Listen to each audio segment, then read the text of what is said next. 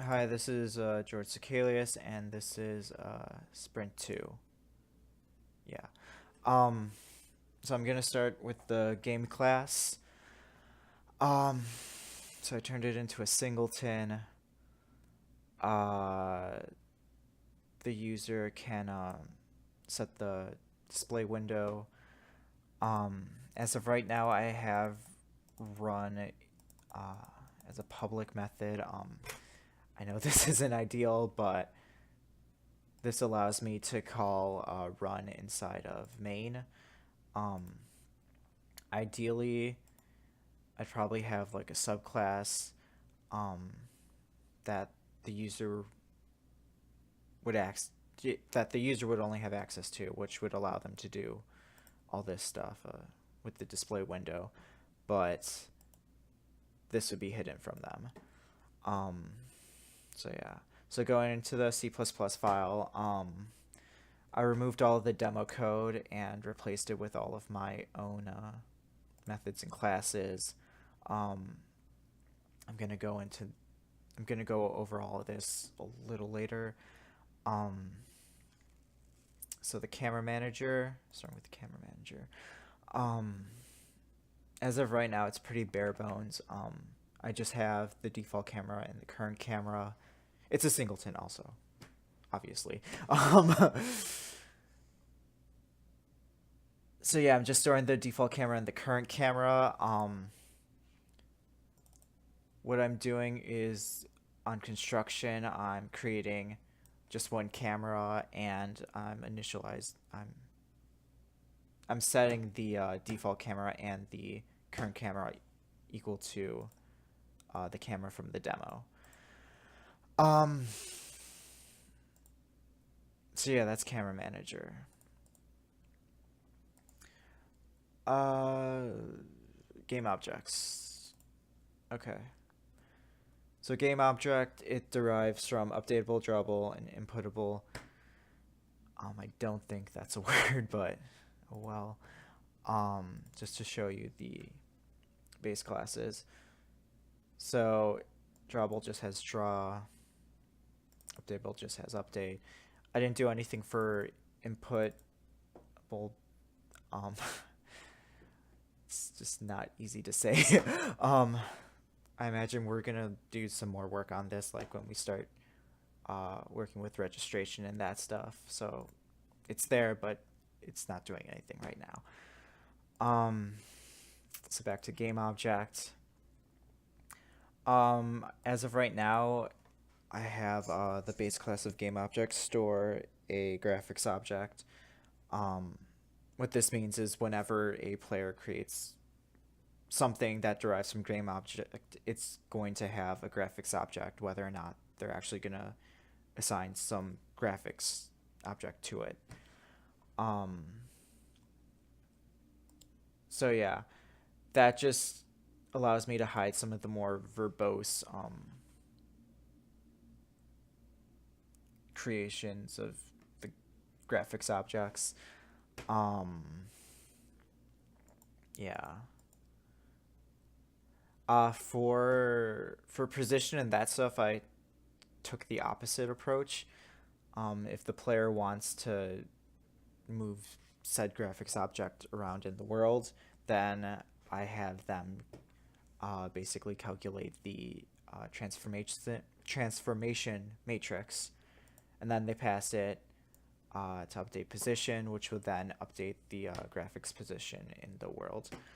Um, I'm not sure if I should keep it like that or if I should take control over actual transformation of the game objects. Um, yeah. Uh, so let's see. Okay, yeah. So basically, my uh, graphics setting the graphics.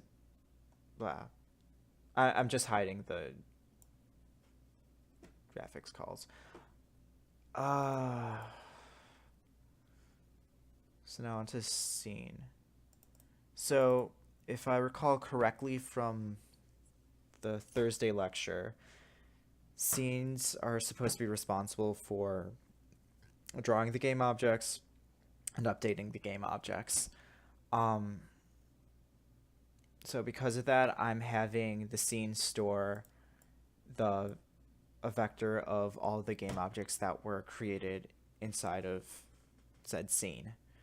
Um, so basically, how I'm doing that is whenever a game object is created in its default constructor, it just calls add game object from the scene manager, which in essence just puts a pointer to that game object inside a vect game object for the corresponding scene. Hold up. Okay.